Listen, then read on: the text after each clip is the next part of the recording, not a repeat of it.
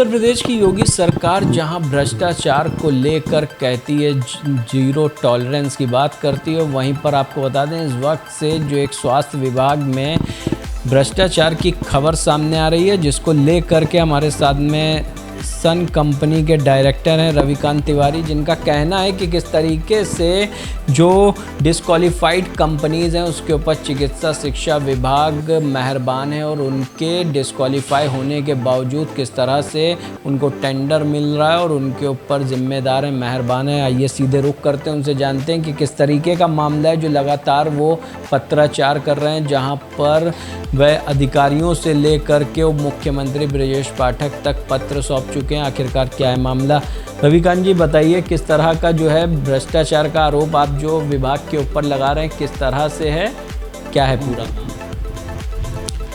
मामला? ये है कि जौनपुर मेडिकल कॉलेज में हमारी कंपनी सन फैसिलिटी सर्विसेज वर्तमान में काम कर रही है। जब टेंडर हुआ था तो हमें 685 मैन पावर सप्लाई करने थे, लेकिन वहाँ के जो पूर्व प्रधानाचार्य थे डॉक्टर शिव कुमार, वो नहीं चाहते थे कि हम वहाँ काम करें, क्योंकि जब से हमारी कंपनी का टेंडर अवार्ड हुआ था, उन्होंने हमारे कॉन्ट्रैक्ट एग्रीमेंट साइन किए थे, तभी से वो पैसा लेने के लिए अपने मन में एक भ्रम पाल रखे थे कि हमें इस कंपनी से पैसे लेने हैं। उसके बाद जब हम लोगों ने वहाँ पे 315 पद पे रिक्रूटमेंट हुए, पूरे 3 साल बीत गए काम करते हुए, और 3 साल में 685 मैन पावर की भर्ती नहीं हो सकी, केवल 315 ही मैन पावर की भर्ती हुई।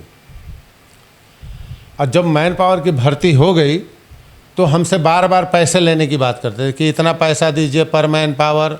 तो हम दूसरे को पैसा देने के लिए हम जो बेरोजगार और युवक है उससे हम पैसा वसूलें, अब प्रिंसिपल को दे, तो ये हमसे गंवारा लगा। हमने मना कर दिया कि सर मैं नहीं दे सकता। तो प्रिंसिपल साहब ने वहाँ क्या किया कि पहले सारी नियुक्ति अपने मेडिकल कॉलेज में ही कराए जौनपुर में, और वहाँ पे प्रति कर्मचारियों उन्होंने अपने कुछ लोगों को रखे थे, उनसे पैसा वसूला उन्होंने, अच्छा खासा पैसा कर्मचारियों से वसूला वहाँ पर उन्होंने। और वसूलने के बाद जब हमने विरोध किया कि ये हमारी कंपनी के नाम पे क्यों ले रहे हैं, ठीक है, तो हमारी उनसे थोड़ी हॉट एक्सचेंज हो गई उस समय।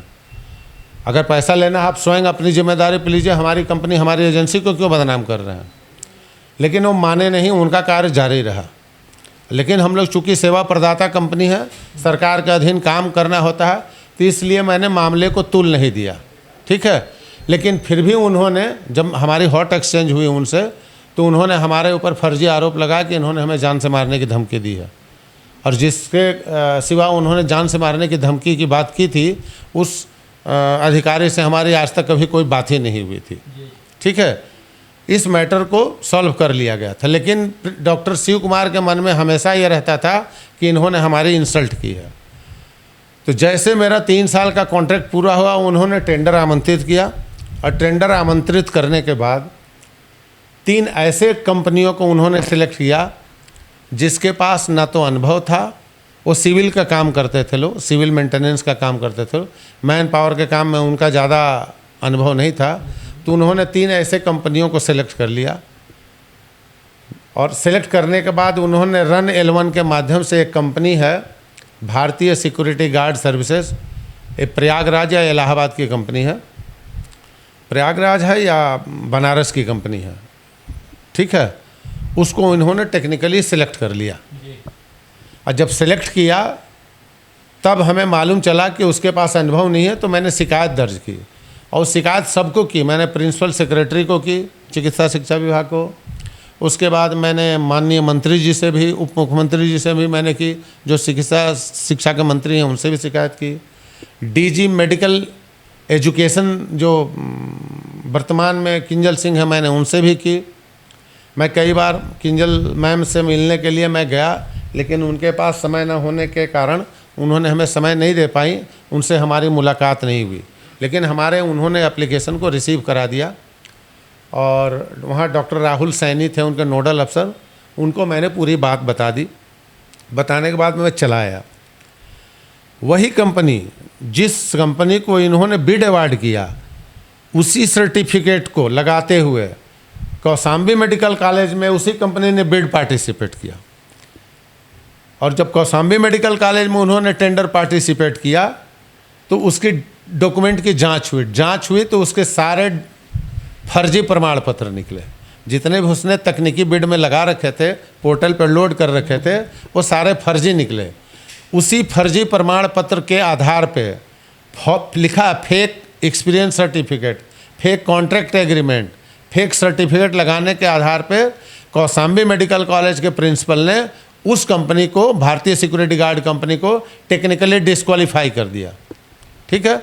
जब ये हमारे संज्ञान में आया तो मैंने इस मैटर को उठा करके फिर मैंने डीजी मैम से शिकायत की कि जिस कंपनी को आपने बिड अवार्ड किया है उसकी टेक्निकल बिड कौशाम्बी मेडिकल द्वारा फर्जी पाए जाने की वजह से निरस्त की गई है, उसको टेक्निकली डिस्क्वालीफाई किया गया है, इसके डॉक्यूमेंट्स की जांच करने की ज़रूरत है। तो ये मसला, ये सारी चीज़ें फिर मैं एक बार सबको शिकायत की, मुख्यमंत्री को भी शिकायत की, IGRS पोर्टल पे भी शिकायत किया, डीजी मैम को भी शिकायत किया, सारे डॉक्यूमेंट लेकर के कि इसकी जांच कराई जाए और इस कंपनी की जो सिक्योरिटी मनी है जो उसने टेंडर में लगाया है, बिड सिक्योरिटी EMD, उसको फॉरफिट किया जाए। क्योंकि हम आपको यहाँ पर रोकेंगे कि ये जानना चाहेंगे, जैसे कौशाम्बी की जो भारत सिक्योरिटी सर्विसेज को वहाँ से डिस्क्वालीफाई किया गया और उसी कंपनी को यहाँ जौनपुर में काम दिया गया, तो किस तरीके का यहाँ घोटाला नज़र आ रहा है? क्या जो सेटिंग से भी टेंडर मिलते हैं, क्योंकि आपको भी उस तरह से टेंडर का आप काम करते हैं, तो क्या लगता है कि किस चीज़ की सेटिंग है? बिल्कुल सेटिंग तो है ही, इसमें तो कोई दो राय नहीं है। चूँकि जब मेरा टेंडर अभी पूरा ही नहीं हुआ था, 685 मैन पावर का काम था, हम 315 मैन पावर का काम सप्लाई किए थे, तो विभाग को हमारे, क्योंकि हम तो ऑलरेडी जेम फीस दे चुके हैं 685 मैन पावर का, 685 मैन पावर की जो सिक्योरिटी अमाउंट है, जो बैंक गारंटी है, हमने तो पूरे वैल्यू की दी है, लेकिन काम आधे का हुआ है, तो इनको नियमतः हमारा काम एक्सटेंड करना चाहिए था। लेकिन सारे जब अधिकारी आते हैं तो अपना कोई न कोई नियम बदलते रहते हैं। अब आते ही एक डीजी मैम ने एक जियो जारी किया, वो जियो जो है वो आपको 2024 में वो जियो जारी की गई। उस जियो में ये कहा गया कि जो कंपनियां 2 मेडिकल कॉलेज में काम कर रही हैं वो टेंडर में पार्टिसिपेट नहीं कर सकती हैं। ठीक है। और उसका ये जियो रहा, ये जियो। तो इस जियो में वैसे कि क्या है कि जो कंपनियां हैं वो 2 ही जगह काम कर सकती हैं। हाँ, तीसरे में टेंडर नहीं डाल सकती, और अगर तीसरे में टेंडर डालेगी तो उससे एक एफिडेविट लिया जाएगा, और एफिडेविट लेने के बाद प्रिंसिपल को कहा जाएगा कि पहले पता कर ले अवार्ड करने से पहले कि 2 से ज़्यादा में तो नहीं कर रही है, और इनके हम मैंने जो 2 से अगर टेंडर डाल दी तो उस पर FIR कराइए। ठीक है। और उसको FIR कराते हुए आवश्यक कार्रवाई करना इसमें निकले। अब बताइए, हम लोग व्यवसायी आदमी हैं, हम लोग व्यवसाय करने निकले हैं। अब कहने का मतलब है कि 2 मेडिकल कॉलेज में अगर हम काम कर रहे हैं तो तीसरे में तो हम टेंडर ही नहीं डाल सकते हैं। ये नियम वहाँ के लिए बना था जैसे कि मेडिकल चिकित्सा शिक्षा विभाग द्वारा एक साथ कई मेडिकल कॉलेजों के टेंडर कराए जाते थे। जैसे कि अभी इससे पूर्व में 9 मेडिकल कॉलेजों का टेंडर कराया गया था, तो 9 मेडिकल कॉलेजों में 5 कंपनियां टेक्निकली सेलेक्ट हुई थी। तो उसमें ये हुआ था कि एक पार्टी को काम ना दे करके, ठीक है, 5 में डिवाइड कर दिया जाए। तो इसलिए रूल बनाया जाएगा कि कम से कम 2-2 मेडिकल कॉलेज एक सेवा प्रदाता को दिया जाए। ये उसके लिए बनाया गया था। अब तो है कि अगर हम 2 से मेडिकल कॉलेज में ज़्यादा कहीं काम कर रहे हैं तो हम टेंडर नहीं डाल सकते हैं। ये तो ग्रुप वाइज था, जहाँ की मतलब एक साथ कई कंपनियों, कई मेडिकल कॉलेजों का टेंडर होता था, ये वहाँ लागू हो सकती है। लेकिन जहाँ एक जगह मेडिकल कॉलेज का काम बन रहा है, अन्य मेडिकल कॉलेजों में जो एक ही मेडिकल कॉलेज हो निविदा प्रकाशित करिए, वहाँ बिड ही नहीं डाल सकते हैं। इसका सीधा सवाल ये उठता है कि नई कंपनियों को लाभ पहुंचाने के लिए पुरानी कंपनियां जो अनुभव वाली कंपनी है उनको साइड किया जाए, जो कहीं ना कहीं फर्जी दस्तावेजों के तहत जो है एक बड़ा चूना लगाने का काम कर रही है। इस तरीके से ये नई कंपनी है भारतीय सिक्योरिटी गार्ड सर्विसेज, वो सारे के सारे फर्जी डॉक्यूमेंट लगा दिए, लगा करके पैसे दे करके अपना सिलेक्शन करा लिया। तो इस शिकायत को लेकर के अभी तक के आप किन किन जिम्मेदारों तक के जा चुके? हम तो सबको जा चुके हैं, इवन माननीय मुख्यमंत्री जी तक को हम IGRS पोर्टल पर शिकायत कर चुके हैं। उसके बाद चीफ सेक्रेटरी उत्तर प्रदेश सरकार को हम कर चुके हैं। उसके बाद माननीय ब्रजेश पाठक जी जो उप मुख्यमंत्री हैं चिकित्सा शिक्षा विभाग और चिकित्सा स्वास्थ्य के, उनको हम शिकायत कर चुके हैं। उसके बाद DG मैम को हम शिकायत कर चुके हैं। किंजल सिंह को स्वयं शिकायत मैंने ले जा करके उनके ऑफिस में रिसीव कराया है, लेकिन अभी तक कोई कार्रवाई नहीं हुई। क्या चाहते हैं, किस तरह की कार्रवाई? चाहते हैं कि ये जो 2 मेडिकल कॉलेज का जो शासनादेश है इसको निरस्त किया जाए तत्काल। ठीक है, इसका मतलब तो यही होगा कि अगर भारतीय जनता पार्टी अगर 2 राज्यों में सरकार में है तो तीसरे में चुनाव नहीं लड़ सकती। अगर चुनाव लड़ेगी तो मतलब जो इलेक्शन कमीशन है उनको ब्लैकलिस्ट कर देगा और भारतीय जनता पार्टी को बैन कर देगा। इसका मतलब तो यही हुआ है इस शासनादेश के अनुसार। तो ये जो शासनादेश है बिल्कुल एक तरीके से सामान्य व्यवसायियों के अहित का काम कर रहा है, उससे नुकसान पहुंचा रहा है और इस शासनादेश को तत्काल हटाना चाहिए जनहित में। और जो यानी कि जिस तरह से जो घूसखोरी हो रही है काम को देने के लिए आप लोगों को इसके ऊपर क्या यानी कि चाहिए? इसके ऊपर तो मैं चाहूँगा माननीय जो हमारी चिकित्सा शिक्षा के जो महानिदेशक हैं किंजल सिंह जी से मैं उनसे निवेदन करूंगा और रिक्वेस्ट करूंगा कि डॉक्टर शिव कुमार की जांच कराई जाए। उन्होंने पैसे लिए हैं, हमारे संज्ञान में है, ठीक है, उन्होंने पैसे लिए हैं। अब पैसे ले करके उनका स्थानांतरण हो गया था झांसी मेडिकल कॉलेज, जाते जाते उस कंपनी को बिड अवार्ड करके गए हैं गलत तरीके से। तो ये थे हमारे साथ में रविकांत तिवारी, सन फैसिलिटी सर्विसेज के डायरेक्टर, जिन्होंने गंभीर आरोप लगाए हैं, जहां पर बताया कि किस तरह से जो है चिकित्सा शिक्षा विभाग में भ्रष्टाचारी घूसखोरी चल रही है। और क्या कहना चाहिए? और मैं चिकित्सा शिक्षा विभाग की जो महानिदेशक हैं किंजल सिंह जी से, उनसे ये रिक्वेस्ट करना चाहता हूँ कि भारतीय सिक्योरिटी गार्ड कंपनी जो फर्जी सर्टिफिकेट लगा करके चयनित हुई है उसके सारे तकनीकी पेपर को जांच कराएं। उनके जांच में मैं सहयोग करूंगा क्योंकि हमने पोर्टल से उस कंपनी के सारे डॉक्यूमेंट निकाल रखे हैं, कहाँ कहाँ उसने फर्जी सारे पेपर लगाए हैं, और उसकी सिक्योरिटी जब्त करते हुए उसको ब्लैकलिस्ट करने की कार्रवाई करें।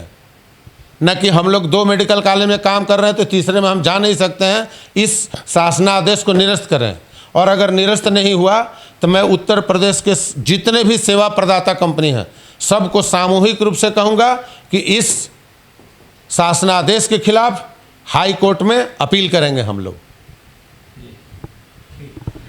तो जहां पर हम आपको बता रहे हैं कि उत्तर प्रदेश की योगी सरकार जहां भ्रष्टाचार को लेकर के ज़ीरो टॉलरेंस की बात करती है, वहीं पर जौनपुर के पूर्व प्रधानाचार्य शिव कुमार के ऊपर गंभीर आरोप लगाएं कि किस तरह से उन्होंने फर्जी तरह से भारत सिक्योरिटी सर्विसेज को जो यहाँ पर कार चयनित करके चले गए झांसी में, और जिसको लेकर के एक बड़ा भ्रष्टाचार, बड़ी रकम मोटी हासिल करने के बाद इस तरह की कार्रवाई की है। वहीं पर महानिदेशक किंजल सिंह से भी अपील की है कि वह इस तरीके का शासनादेश जो है खारिज करें, जिससे कि व्यापारियों का हित ना हो, वो खुल करके कार्य कर सकें और जितना ज़्यादा से ज़्यादा सुविधाएँ जहाँ एक मुख्य रूप से सरकार में भूमिका निभाती हैं कंपनियां, कि किस तरह से जो उन्हीं के कार्य करने वाले जो वहाँ के कर्मचारी हैं उनको उपलब्ध कराना और किस तरह से योग्यता के तहत हर काम करती है।